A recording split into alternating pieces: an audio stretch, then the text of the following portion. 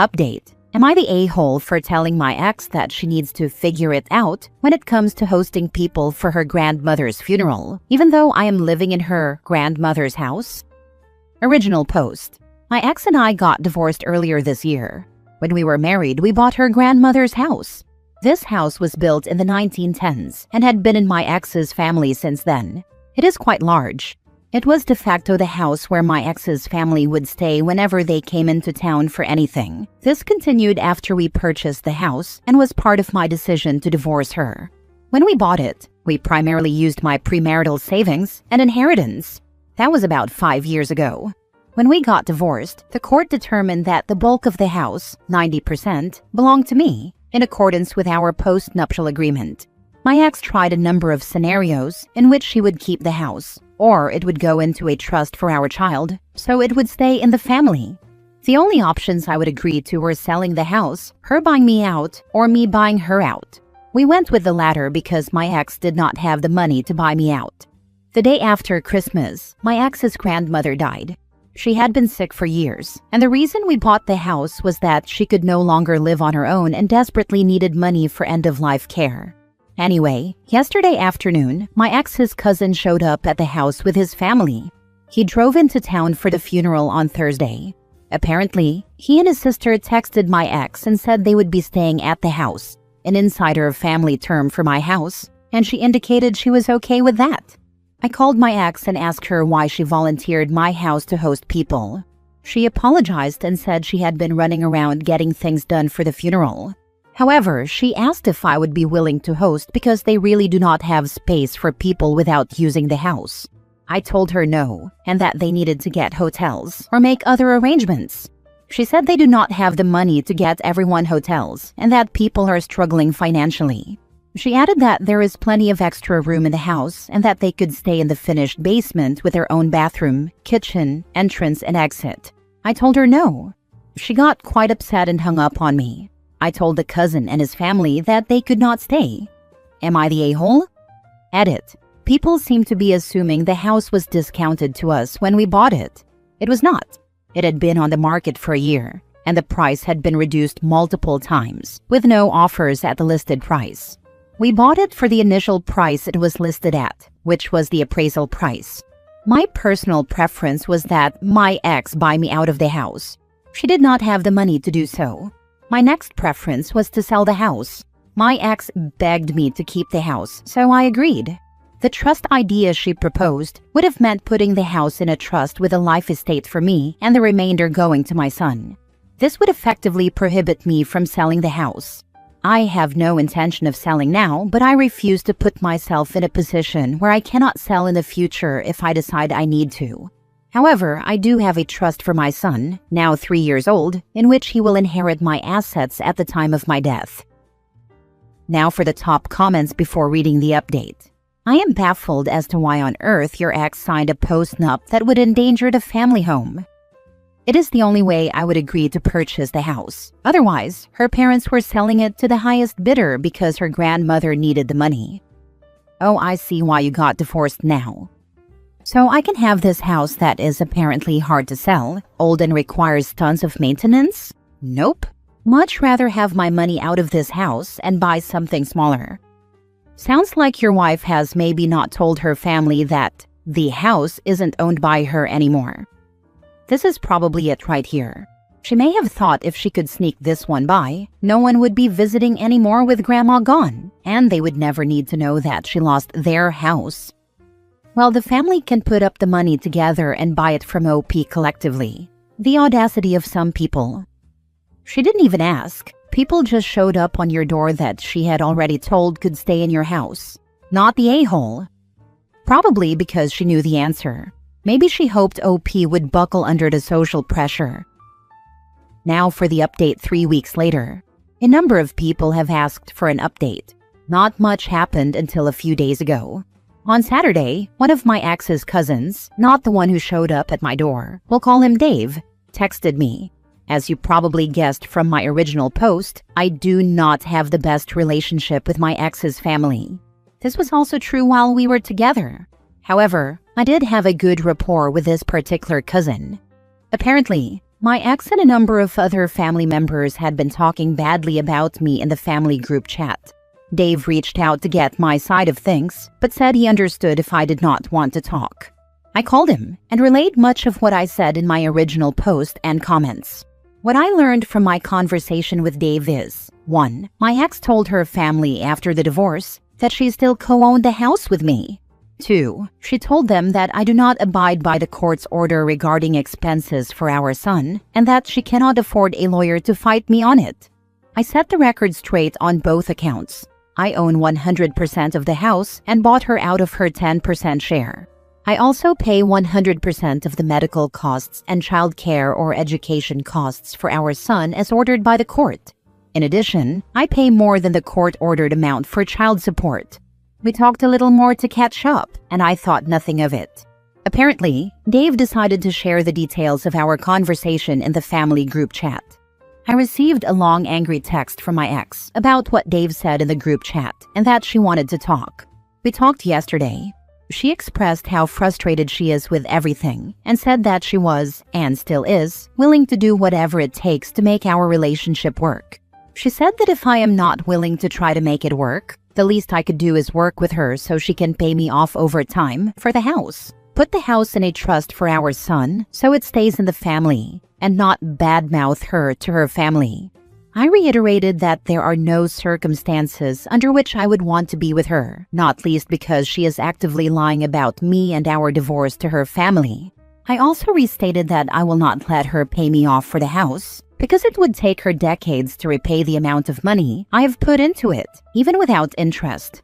I will not put the house in a trust because the type of trust she wants is specifically designed to prevent me from selling the house in the future if I need to do so. I also stated that I did not ask Dave to share any of our conversation and that everything I said to him was 100% factual. I told her that, moving forward, I will do no more than what I am legally obligated to do for her. I will only pay the legally required amount of child support and not a cent more. I will put the extra money I was paying toward the funds I was already setting aside for our son. If she wants to buy the house, she can do so at fair market value. Otherwise, I will sell the house if and when I feel it is appropriate for myself and our son, regardless of what she or her family want. If and when I sell it, I will get the highest price possible, regardless of whether the buyer is part of my ex's family. And if her family continues to be a problem about the house, it will probably be sooner rather than later. She left angry, but that is where things stand.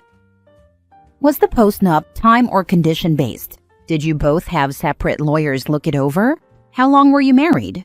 So many questions. Did she work? Did all her family take Dave's version over hers? She put up none of her own money to pay for the house. Yes, we had separate lawyers, not time or condition-based. We were married almost 6 years. She worked part-time and went to school, which I paid for. I have no idea what version the family believed. Good for you. This was a nice update. I hope she felt embarrassed having her lies called out in the group chat like that. She won't feel shame or embarrassment, just anger at being called out publicly. And it won't be her fault she got caught in her lies. It's him that's bad-mouthing her, shaking my damn head. I really don't understand people like your ex. What was the point of lying about the house to her family? Was she hoping by some unicorn miracle she will wake up one day and her lies would come true and suddenly the house is hers? Some people really don't think about the consequences of their actions. She wanted emotional validation for hating OP and said whatever she needed to get that from her family. Now reality is knocking and she's freaking out because the delusional bubble burst. My sister does the same thing. I'm as low contact as possible while trying to safeguard her kids. Next story. Am I the a-hole for refusing to give my boyfriend access to my bank account, even though he says no secrets is how adults do it? I'm 27 female, and my boyfriend is 30 male. We've been together a little over 2 years. We live together and split bills pretty evenly, with no shared accounts. I make a bit more than him, about $15,000 a year more, but he has a stable job and pays his part on time. The conflict started this week when he told me he wants us to be fully transparent financially because we're talking about getting engaged this year. I thought he meant sitting down, pulling credit reports, talking about goals. things like that. Instead, he asked for my online banking login so he can see everything in real time. I laughed because I honestly thought he was joking. He wasn't. He said couples who plan a future shouldn't have private money, and that if I'm refusing, it means I'm hiding something. I told him I'm not hiding anything. I just don't want another person able to move money around or look at every grocery purchase I make at 11 p.m. He said he wouldn't touch anything and that he just wants visibility. I offered a compromise. We could make a shared spreadsheet. I could show him statements once a month, or we could open a joint account just for rent and bills and both put in our share. He got irritated and said that's not the same, and that my compromises are basically me keeping a wall up. Then he dropped a line that made my stomach flip. If you trust me enough to sleep next to me, you should trust me with a password. I said that's not how trust works, and I pointed out that I don't have his passwords either. He said I can have them anytime, and acted like that proves he's the only reasonable adult in the room. I asked why he suddenly needs this now. He said he doesn't want to find out later that I have debt, that I'm sending money to someone, or that I'm buying things I shouldn't. That felt gross, like I was being pre-accused. I told him I have no debt besides my student loans, my credit is fine, and I've never hidden purchases. He said he believes me, but he wants receipts. Those were his exact words. I told him no, and that if he keeps pushing, I'm going to start wondering what he is trying to keep track of, because demanding my login isn't normal. He got quiet and then went cold, polite angry. He said I'm making a simple thing into a big deal, and acting like he's some kind of thief. Since then, he's been sulking and making little comments like, must be nice having a private life, and guess we're not at that level. Yesterday, he even asked if I'd be okay with him installing a budgeting app that links accounts so he could see the dashboard. Same answer, no. Now he says I'm sabotaging our future and that I'm being controlling by not letting him in. I feel like I'm losing my mind because I'm not saying we can't talk about money. I'm just saying I'm not handing over access to my actual bank account. So, am I the a-hole for refusing and digging my heels in on this? Not the a-hole. Your boyfriend wants to tap into your bank accounts.